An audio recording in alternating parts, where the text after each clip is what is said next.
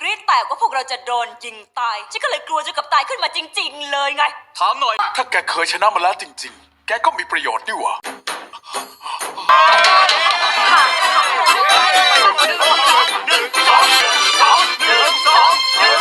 ผ่านให้ได้ทุกชนะค่ะก่อนสินะลองดูเร็ว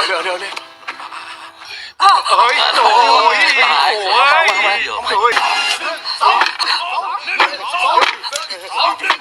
ยโอ้ยอีกทีเดียวนิดเดียวเวลาแล้ว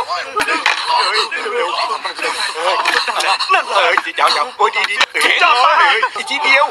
วอย่าให้พลาดนะขอร้องเงียบๆสิเว้ย